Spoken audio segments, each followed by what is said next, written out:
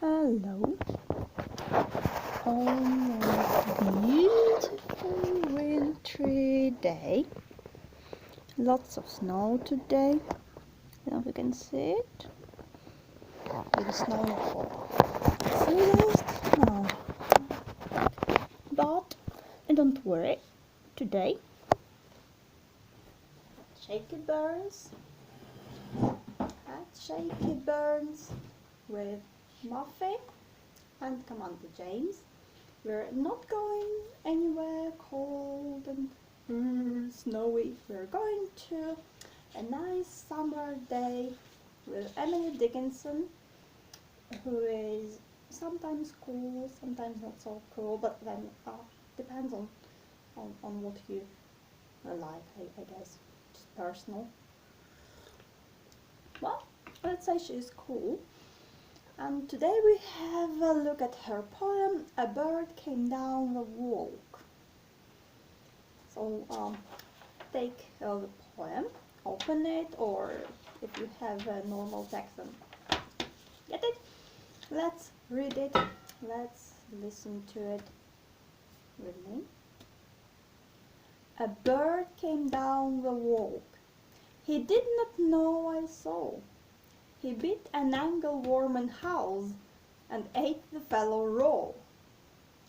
And then he drank a dew from a convenient grass, and then hopped sideways to the wall to let a beetle pass. He glanced the rapid eyes that hurried all abroad. They looked like frightened beads, I thought. He stirred his velvet head. Like one in danger, cautious, I offered him a crumb. And he unrolled his feathers and rolled him softer home than oars divide the ocean, too silver for a seam, or butterflies of banks of noon leap plushless as they swim. It's a lovely poem, isn't it? So, any first impressions? So now you can just kind of pause a bit and tell me if you have any first impressions.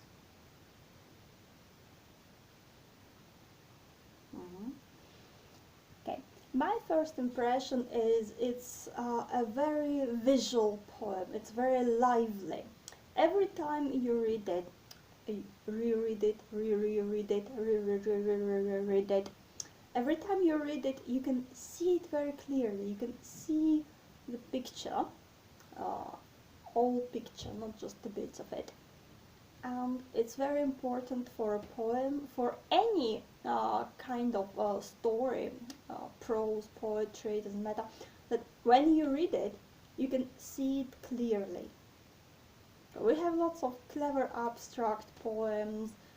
We have lots of descriptive bits which don't really work, so lots of words but no image comes out of them.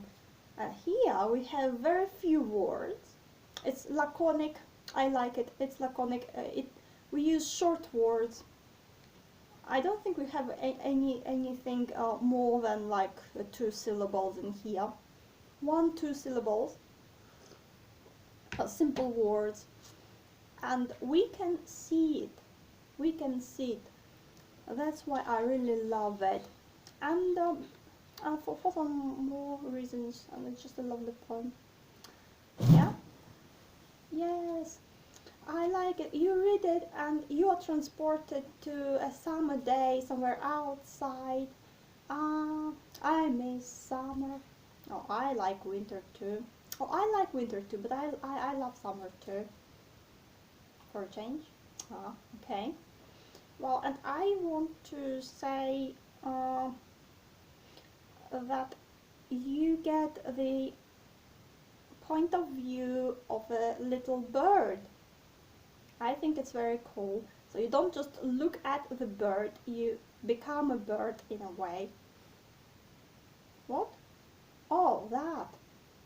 Ah, that's our new friend, Carmona. It's a bonsai tree. And it's fantastic. We love it.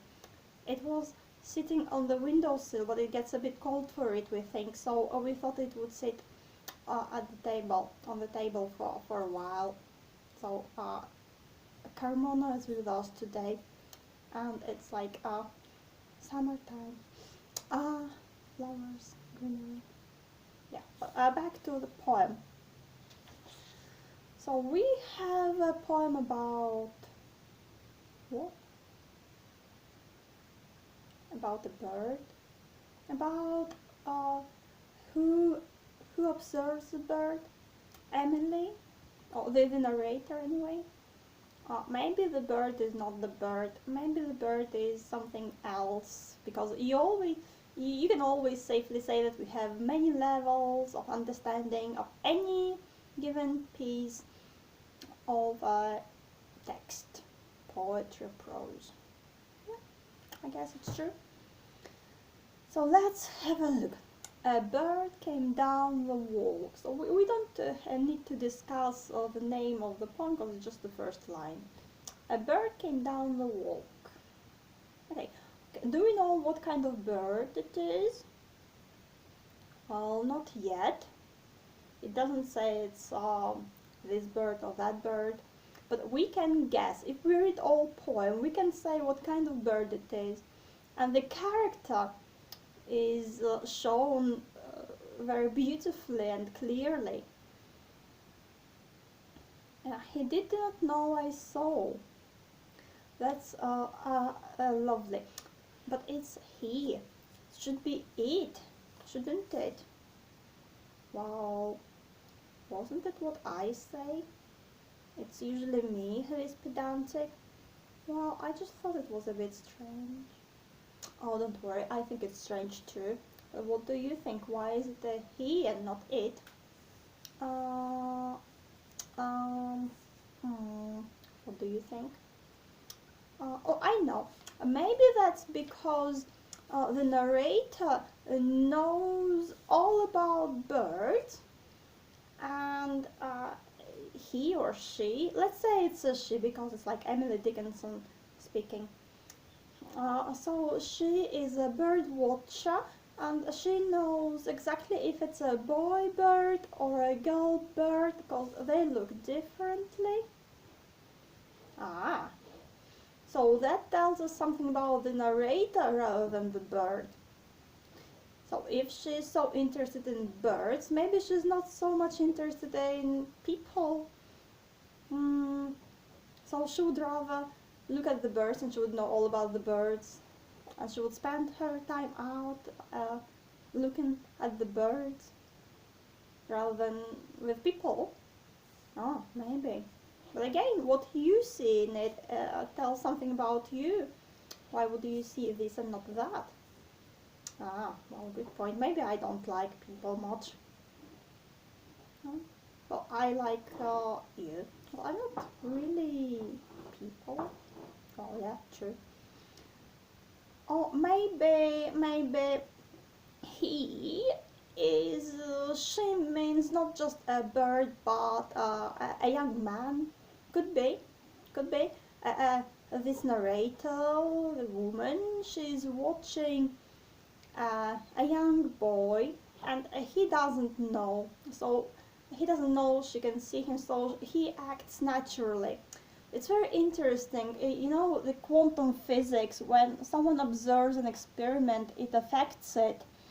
So it's very much true in our everyday life too. If someone observes you, you behave differently in most cases. And if you think no one's observing you, you don't know someone's observing you, then you behave more naturally and you show your true character. So she here is like God, because God or Santa, God watches you all the time, and you're not always aware of it. Yeah, maybe. Okay, good. He didn't know I saw. He didn't know I saw, and that's important, because it means what we are about to see is going to be real, true. not just something staged. Yes. He bit an angleworm in house and ate the fellow raw. Yeah. Well, he's clearly not a vegetarian. Yeah. I mean, it's something lovely. I like that bit. Do you like that bit? Do you like eating worms raw? I like eating worms, but not raw. Yeah, joking. Oh, yeah. So we see someone here, and he, we think about a person rather than a bird. And we can imagine a boy or a young man eating a raw worm. Yeah. So that makes the poem funny and light, because we have the two kinds of vision, one on top another, a bird and a young man. And what is normal for a bird is very strange for a young man. He bit an angleworm in house and ate the fellow raw. So when you think about birds and the poetry about birds, uh, is that what you want to show your readers? How they eat worms?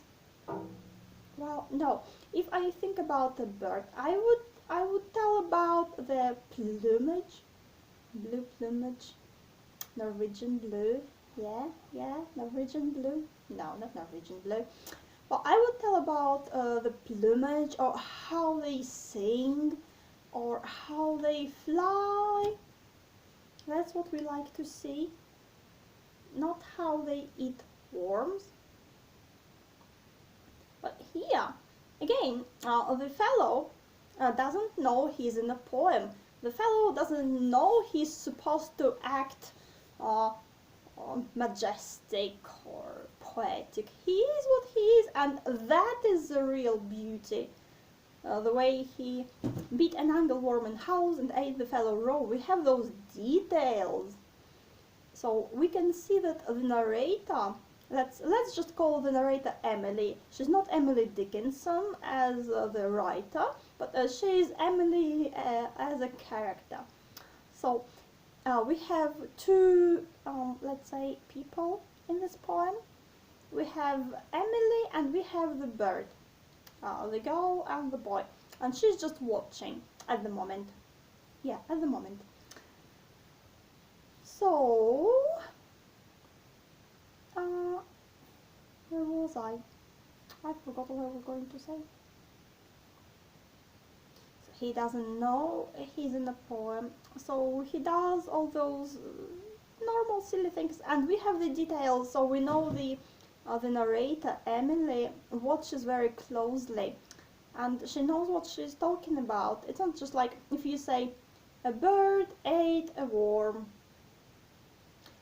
You don't really see it, but you can see how first he beat the worm in house and then ate the worm.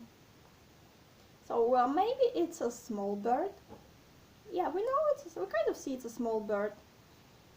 A bird came down, walked a bit, and going on. Ate the fellow raw. Yes. And that fantastic details about eating the worm raw. Why would you stress that out? Again, maybe. What? Yeah, you were saying. Sorry. Yeah, again, maybe because for a bird it's normal. You don't give such details when you think about a bird, because how else would a bird eat a worm? Wouldn't be cooking it first, yeah? But if you think about a person in parallel, then if you give such a detail, then again it's humorous, because that's not what you expect a person to do. Yeah, something like that. Yeah. Ate the fellow raw. Yes. And then he drank a dew from a convenient grass. So again, we zoom in. We can see something very, very tiny, very small. So we don't see the landscape. We don't see what's around. We don't see any big things. Yeah? We concentrate on small things. We see what the bird can see. So that's interesting. On one hand, we see what the narrator, what Emily can see, but at the same time, we see what the bird can see. So the narrator can feel the bird so well that she becomes that bird. We see the poem from the bird's perspective. Well, I don't know, it doesn't say the bird was sitting under a big apple tree drinking dew, or we don't see that. We see what the bird can see. The bird can't see the big details because they're too big. Yeah? Yeah. So first, what are we talking about here? We talk about some basic needs. We talk about eating, drinking, nothing special, it would seem. But by being not special, it becomes special, if you know what I mean. No, I don't know what you mean. How can not special be special? Wow. It shows you that the beauty is everywhere, in every move you make. And there's someone, the observer, God or Santa, you remember, watches your every detail, every action. Like how you sit and you eat your breakfast, you don't stop to think about it. Usually, I do. Yeah, or you brush your teeth, or you, I don't know, you tidy up in your room. I never tidy in my room, but don't tell anyone. Don't tell my mom. Really. So anyway, you do something you always do. You do it every day. You do it maybe even mechanically without paying any attention to it. But there is someone, a poet, or God. Is God a poet? Oh, most certainly. A poet, a God, whatever you call that force. And that someone can see the beauty in your every little action.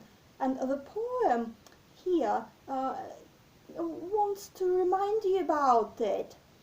It wants to remind you that you don't have to wait for some great deeds to be alive, that you're alive every second. Yes, yes, you're alive every second, whatever you do. Even if you just eat your soup or go for a walk, yes, or sit and study, you're alive. You should be aware of it. You should be aware of it, that you're beautiful at every second. Someone is watching you with love, great love and care. So we can feel it, can't we? Yes, yeah, we can feel how it's just something simple, but she watches him with a soft smile, just the kind of words she uses, the kind of attention she pays. We can see she loves it, she enjoys it, it amuses her a lot. It should amuse you too. Yeah, yeah, yeah. Yeah.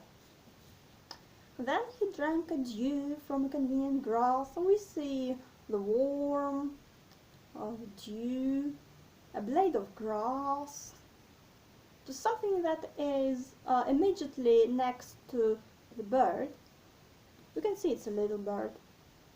And then hopped sideways to the wall to let a beetle pass. Oh, isn't that fantastic? Isn't that just fantastic? So, hopped.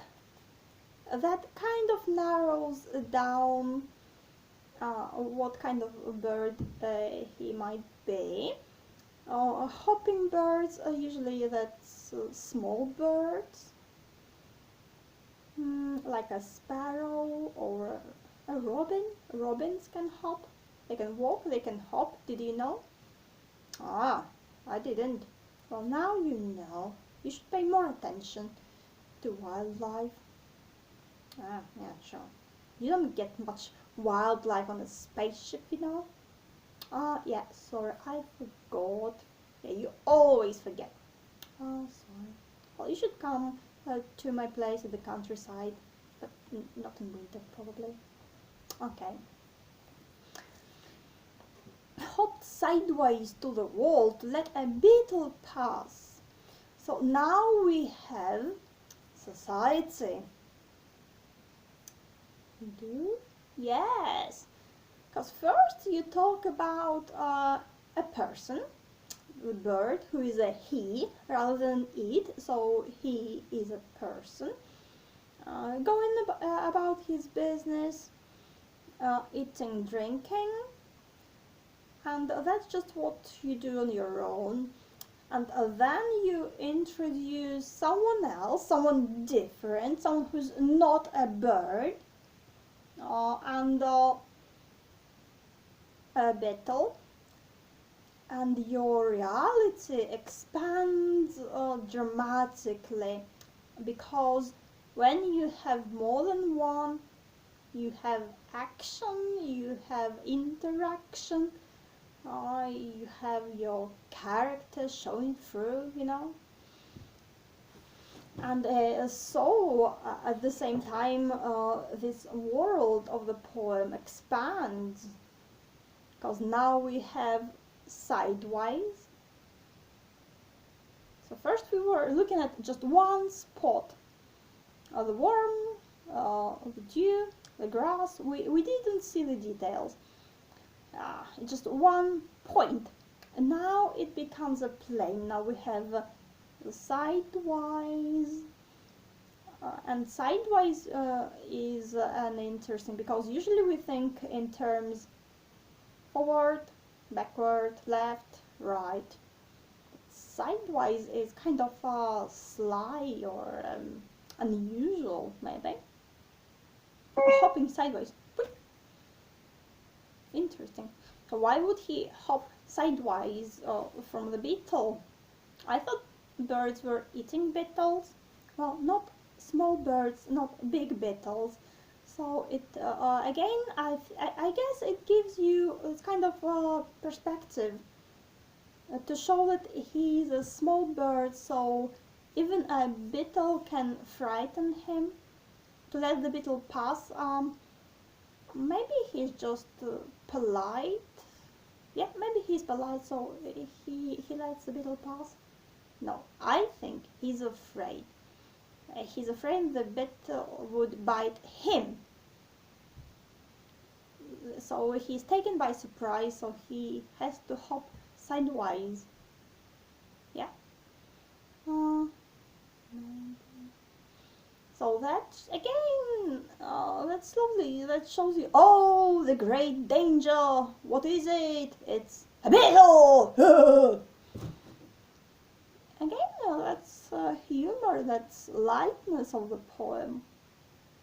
And then we have the wall. Ah, yeah, then we have the wall. Why do we have the wall here? Why mention the wall? Why not just say he hopped sideways? Because wall doesn't even rhyme with anything here.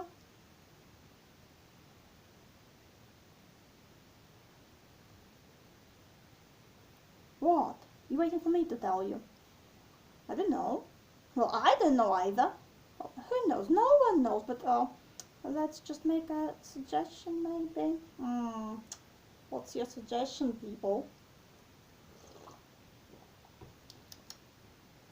Well, come think about it. A wall is the edge of the world. Is it?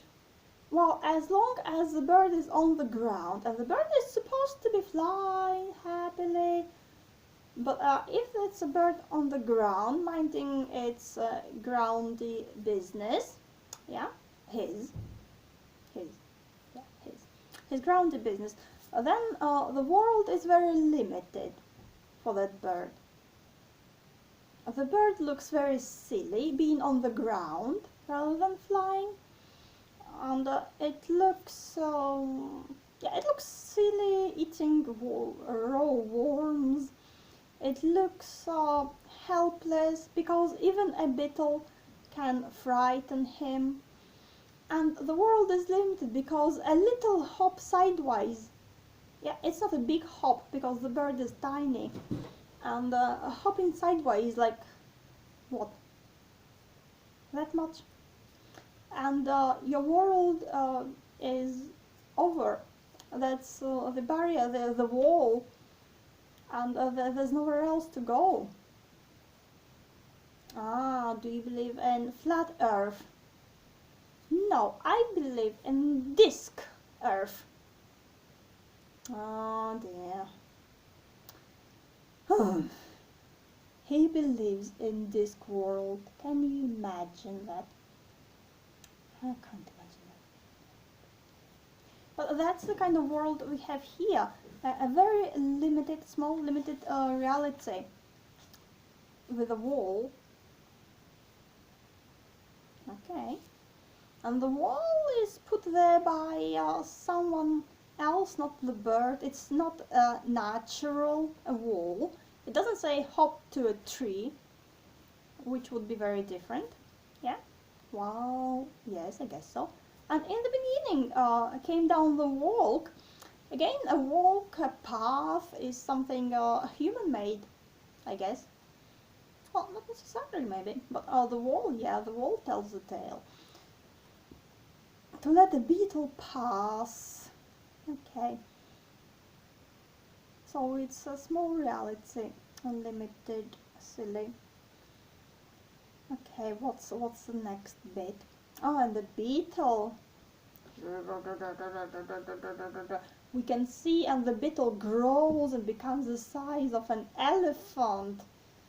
So you can feel yourself as if you were the bird, and you can understand his feelings. All you want to do is just have a quiet life, eat worms, drink dew, and not get in the way of danger.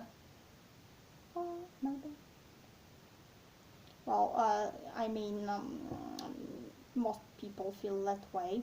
I guess. I can't speak for everyone, but that is my guess. What? No, nothing. No. Okay.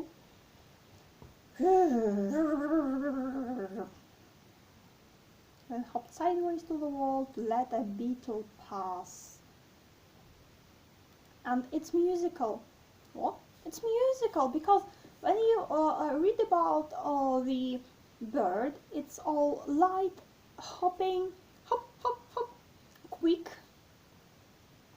funny, and then suddenly it changes, and you have this nice, beautiful accent with the beetle, and you can see the big beetle walking slowly. So if it was music, then it would be the bird like pop, pop, pop, pop, pop, pop, pop, pop, kind of nonchalant, careless, and then someone serious, a businessman, or someone important.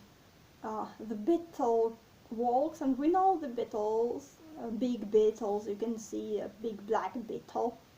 Boom, boom, boom, boom, boom, boom, boom, boom, boom, boom, boom, boom.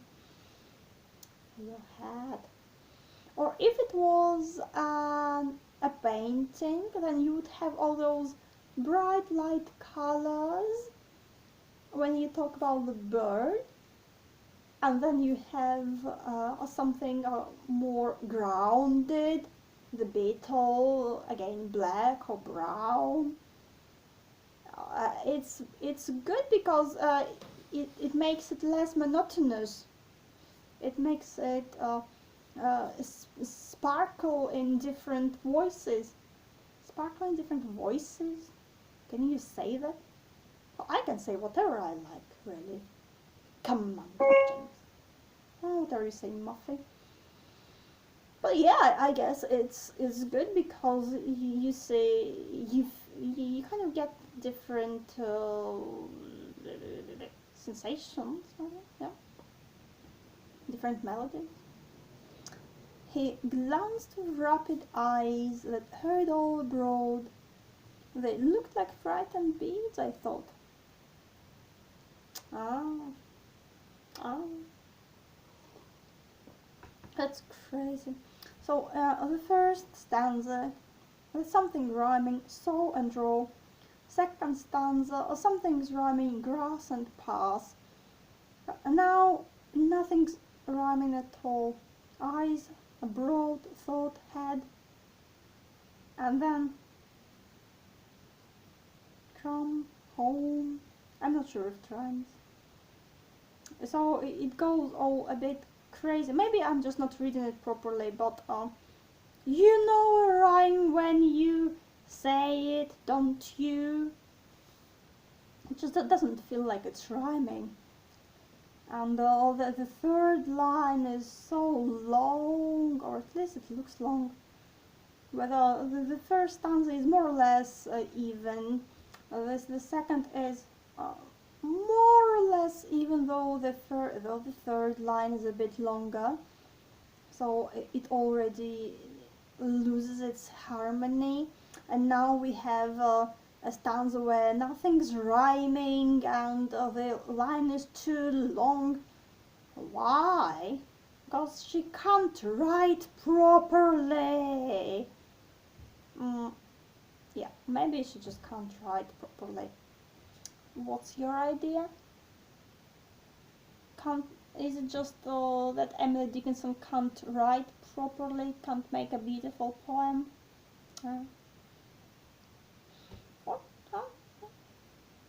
Okay. Well, they say another option is that at the beginning the bird's word is harmonious, and the bird is relaxed, so everything goes smoothly. Again, you think about a melody, you think about music and how you change it, going faster or slower. So and the poem was nice and even. Then, as the bird was surprised or frightened, it is reflected in the poem because the second stanza shows it. And now we can see that he is just frightened, terrified of the beetle, that his little world is in danger, his little world is falling apart. And so the poem is falling apart too with it. The poem is the world. Each poem is its own universe. Literally. Can you feel it, how each poem is a floating universe? Can you feel it? And whatever happens inside it, it's intrinsic. It's reflected in its shape and its sound, in its rhyming and not rhyming. Just pause for a second and reflect and think about it. What does it tell about your universe? Because it must be true for your universe as well, because your universe is another little poem or big poem. epic poem if you like. I don't know, or limerick, or limerick. I like limericks. Right, he glanced with rapid eyes. They hurried all abroad. They looked like frightened bees, I thought he. So now we look at the bird himself. First we had a more general view. So a bird came down the walk. We have how do you call it? Long shot, widescreen in filming. So anyway, you have it. You see it a bit from a distance.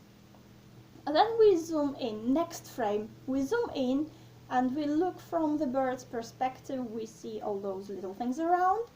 And now we zoom in closer.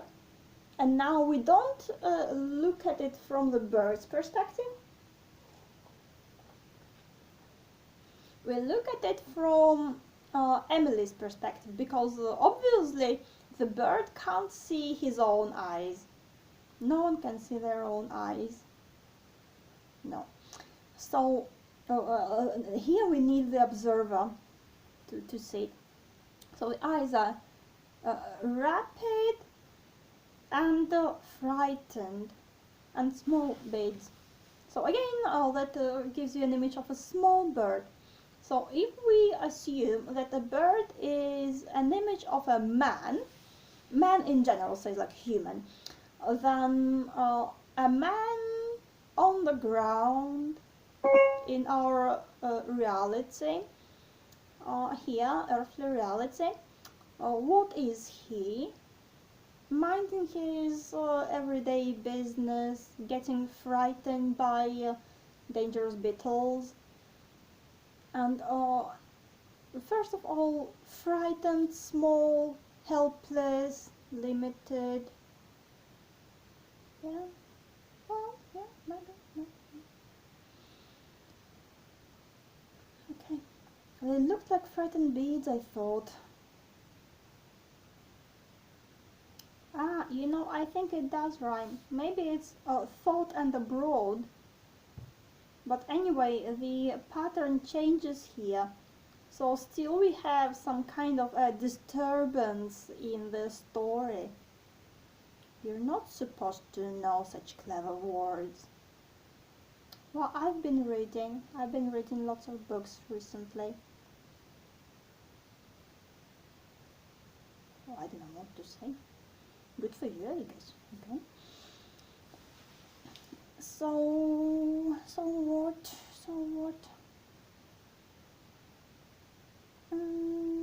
Yeah, so we come closer and closer. Our camera gets closer and closer and closer to the bird with each frame.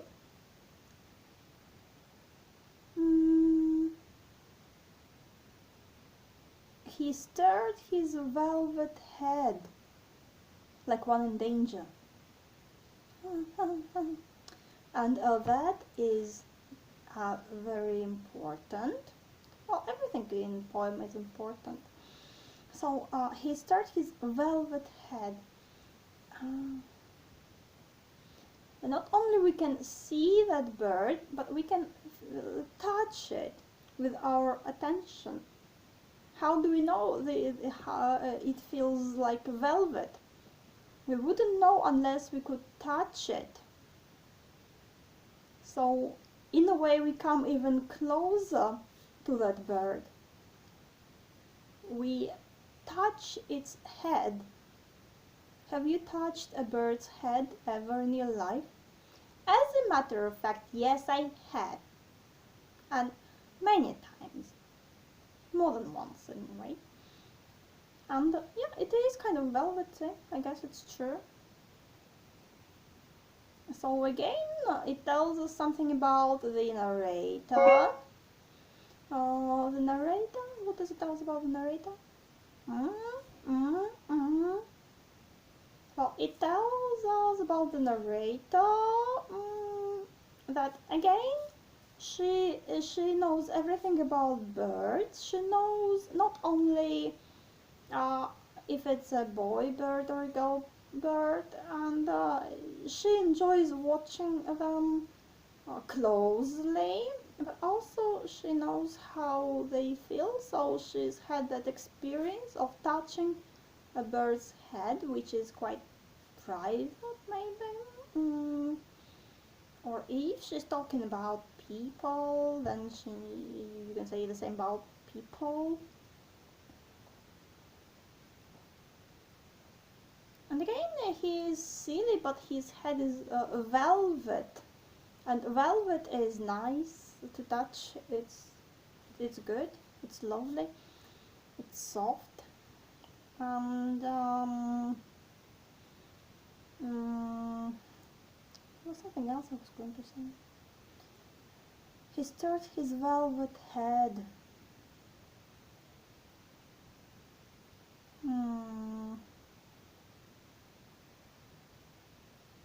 Yeah, so we come closer, closer, closer. We can touch it now. Velvet is maybe it's Muffy, you should think before you start speaking. Well, I think maybe velvet is less silly than eating worms and being afraid of beetles. So maybe it's when we begin to feel how the bird is really fantastic despite its looks. Because velvet is it expensive? Well, it's cool anyway. He stirred his velvet head like one in danger.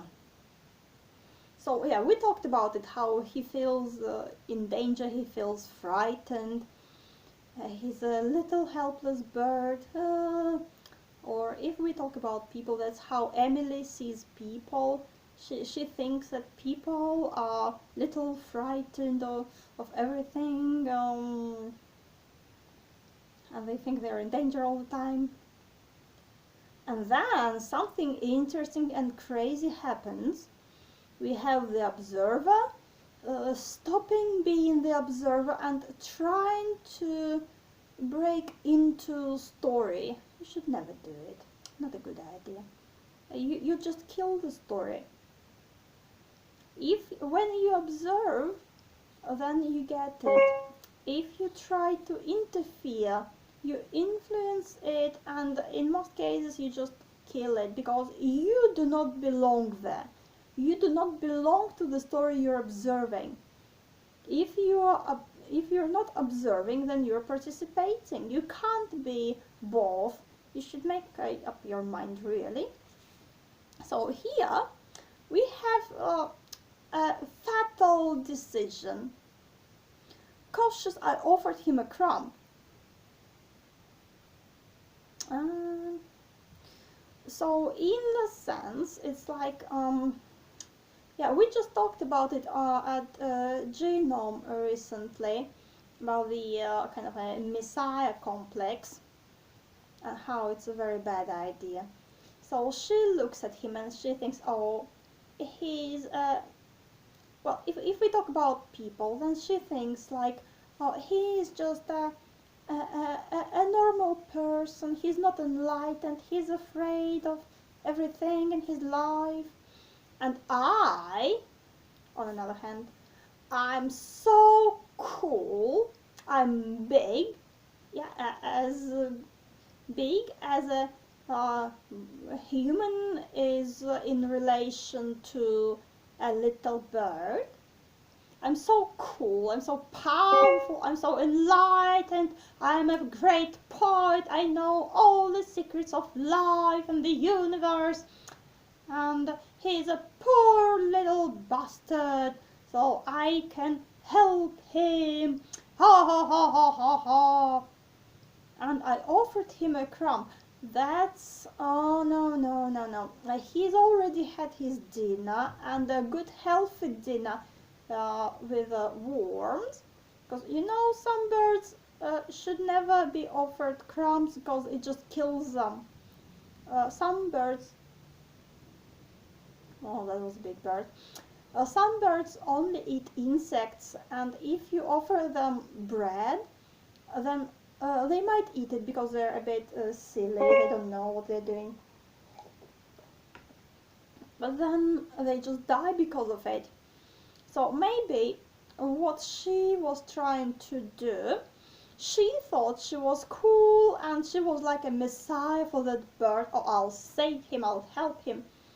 But really she was trying, she didn't know, but that could be just fatal, could kill that bird.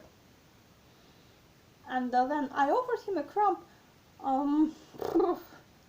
You think you're the messiah, you can help the poor, you're rich, you can just give them, what, a crumb?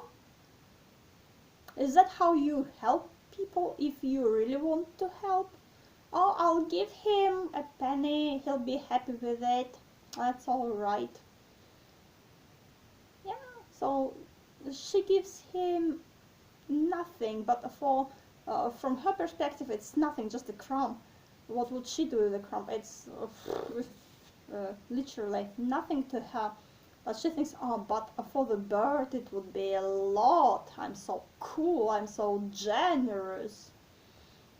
And again, maybe she doesn't think about it, but that's a bit strange. If we decide that she's interested in birds and she knows a lot about birds, and she would know that a crumb could be bad for it.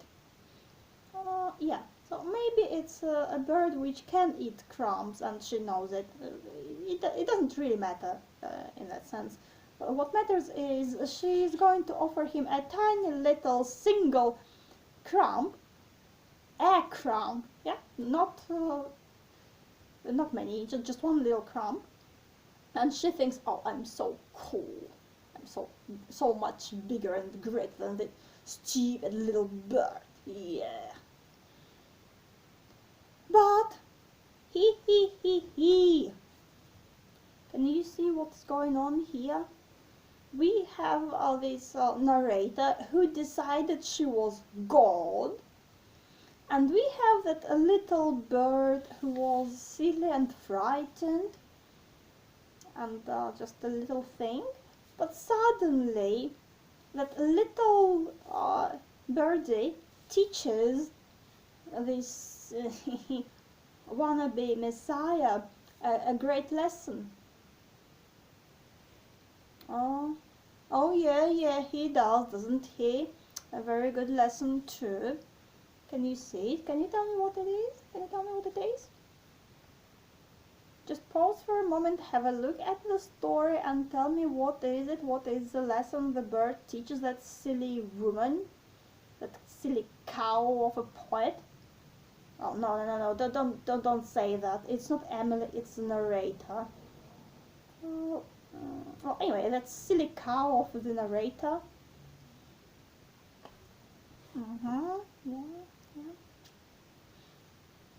Yeah. So he says, go to beep. I don't need your silly crumbs. You can have it. You can stick them up your nose. He unrolled his feathers and rode himself home. Then oars divide the ocean to silver for a seam, or butterflies of banks of noon, or moon, of noon, leap plushless as they swim. What's wrong with here? Oh, it's too beautiful. Oh, come on, something like that.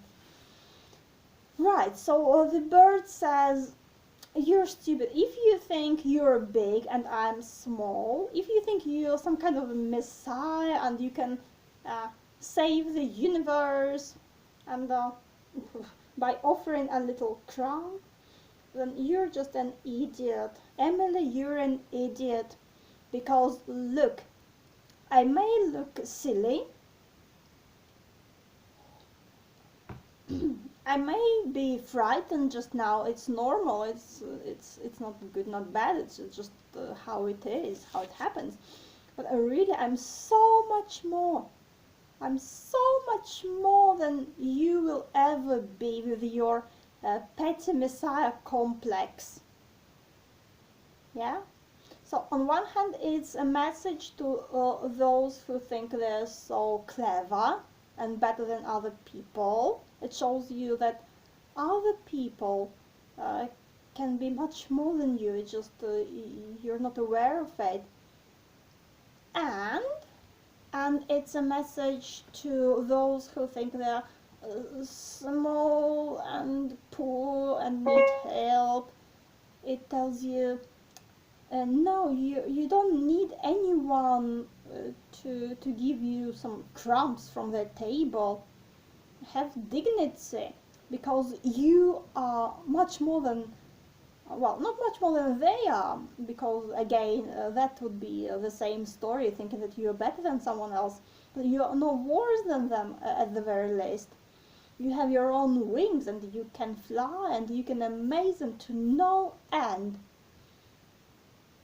As long as you kind of change your perspective in life and stop being like earthbound too much, and you find your wings, you need no one. You have the universe, you have infinity playing with you. Yeah? Well, I guess so. So he unrolled his feathers. So finally unroll.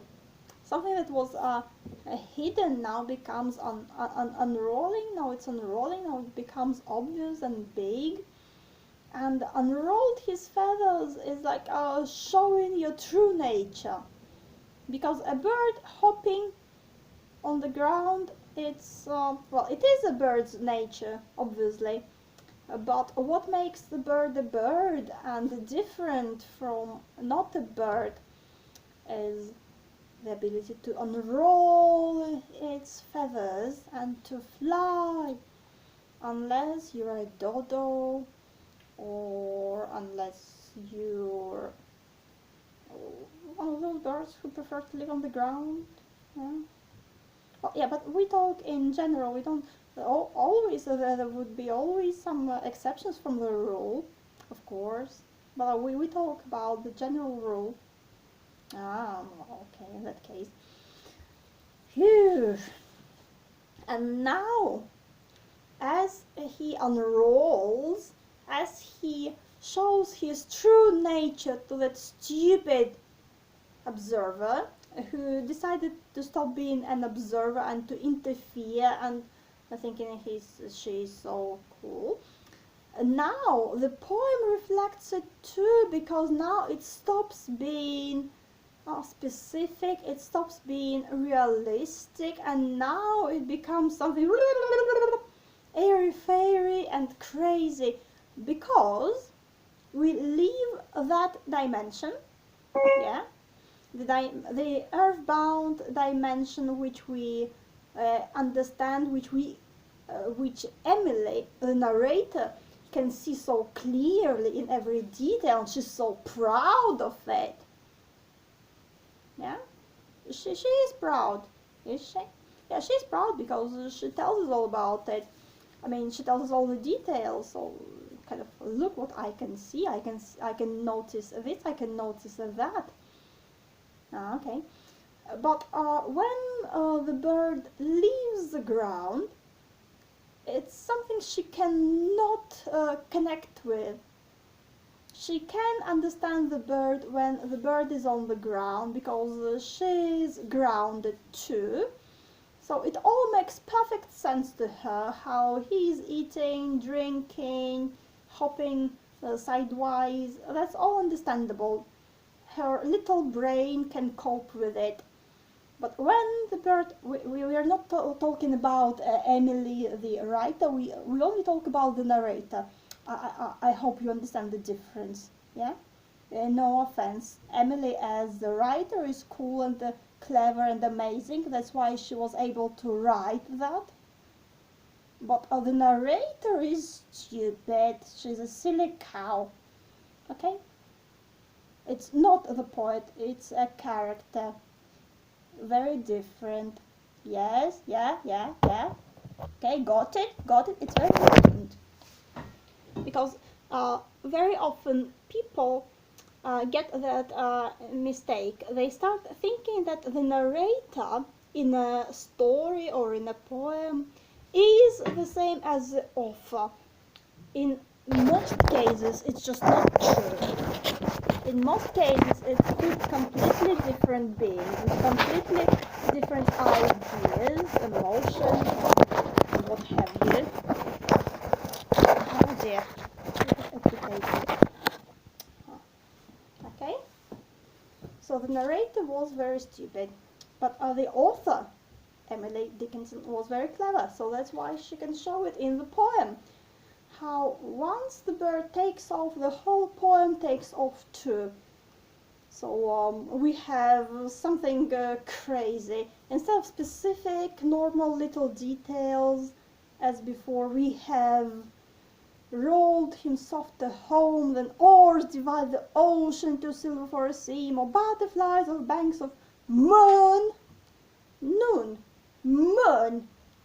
Noon. Moon. Okay, if you think it should be a moon, say yeah. Yeah. No. Okay, don't listen to him. He just he spent too much time on his spaceship. It happens sometimes.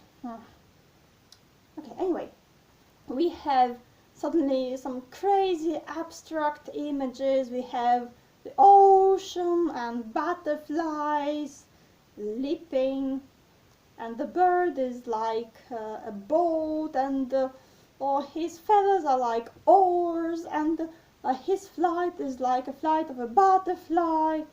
Something crazy. And butterflies are not flying, they're swimming. Oh, that's because the narrator cannot understand it anymore. It makes no sense to her anymore, or to the reader, because it's a different reality. You may say when we talk about the bird on the ground, we talk about our 3D reality.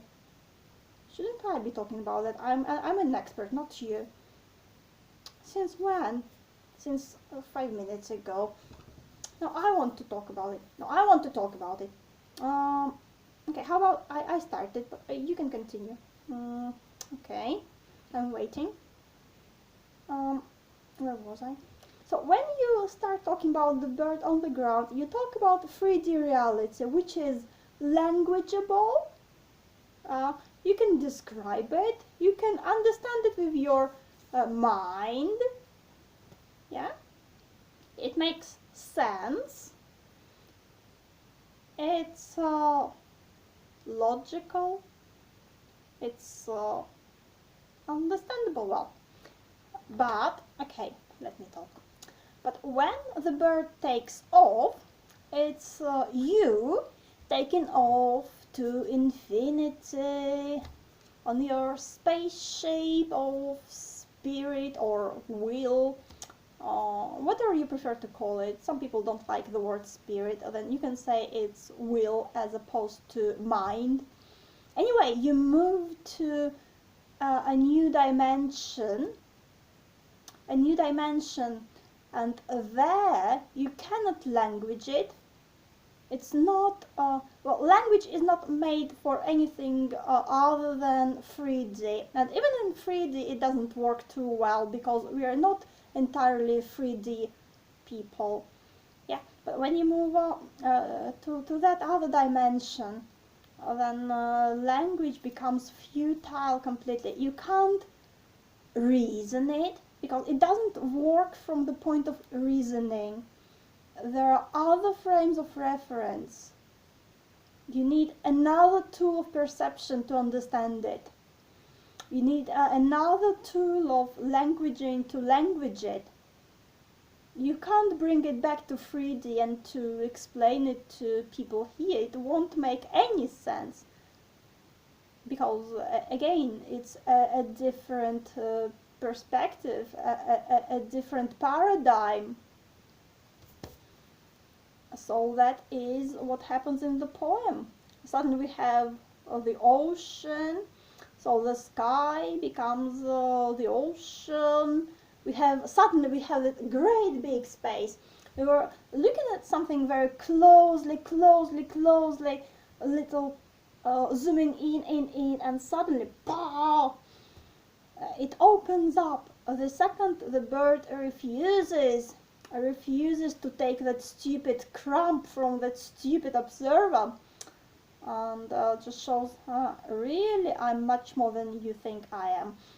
Then all that happens, and his feather become oars, and rowed himself to home. Not just away, but home, because that's where we really belong. Yeah, we belong to infinity. And 3D is just a tiny fraction, tiny part of infinity. Just don't you forget it. We belong to infinity. Infinity is our home. And you unroll your wings, and it takes you home.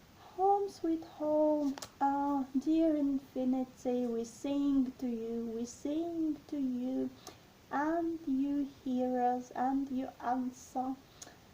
Even as we are here on the ground in 3D, is beautiful too. It has infinity everywhere, because it's a part of infinity. Yeah? Yeah. Ah. So, butterflies or banks of moon, leap flashes every spring. Yeah, so if the sky is an ocean, then it's logical that butterflies would swim in it. So I think the bird is probably a robin, because robins can hop. Robins eat insects. Robins are tiny, and they have those beady eyes, of course. And when they fly, their wings are sort of silvery, can be sort of silvery, to silver for the same. Yeah, maybe. So, well, I guess that's about all I wanted to tell you today.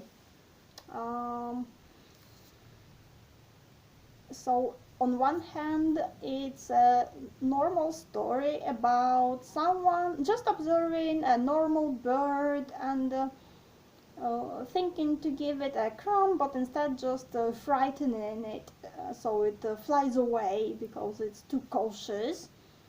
Never take crumbs from strangers, that's what Mommy Bird says. On another hand, you can see it as a beautiful story about you, me, him, her, them, us. And we see it from two perspectives. Perspective of someone who thinks they're small, perspective of someone who thinks she is big and great and enlightened, but that someone who thinks they're big, great and enlightened and better than other people, they remain on the ground. And that other person they thought they should pity or help, something stupid, they take off easily. They can go to another dimension. And it tells you that, again, don't underestimate your own power, don't underestimate other people. Yeah, and it tells you that you can take that journey, that once you take off, your world is not limited. You don't have walls in the sky. Yes, yes. And you're free and happy there, like a little butterfly of banks of moon.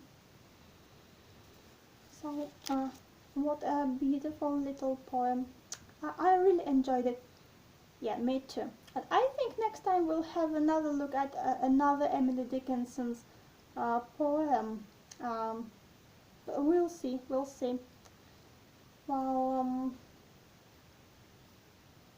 yeah, that's about it. And we can see we were talking about rhyming and structure reflecting harmony or chaos, disharmony happening in the poem, and we can see that in the last stanza, when the bird is free again and happy, the poem becomes a normal or harmonious again. We have seam and swim rhyming, and something else. Then oars divide the ocean to silver seam. We have that music, silver seam, ocean, butterflies of banks of noon. Again we have music, oh butterflies, oh banks of noon, oh butterfly, oh banks of noon, they flashless as they swim. So the music returns, harmonious music. We always have music, but in the middle, when the bird is disturbed, it becomes sort of jazzy. Yeah, you may say jazzy. And here it becomes harmonious again. Yeah, because the bird is happy again, and more happy than at the beginning. Because again, at the beginning he doesn't know, he's just a little thing. Now he is big and free and happy. And butterflies. Okay, I hope you enjoyed it. I hope to see you the next time round. Yeah, do drop in, do drop by, do come in, do just to join us. We'll be happy. We'll be happy also to hear your ideas about that poem. Just leave it in the comments or somewhere. Let us know what is your impression of the poem. Yeah, well, thanks for joining us today. See you later. Bye bye. Bye bye.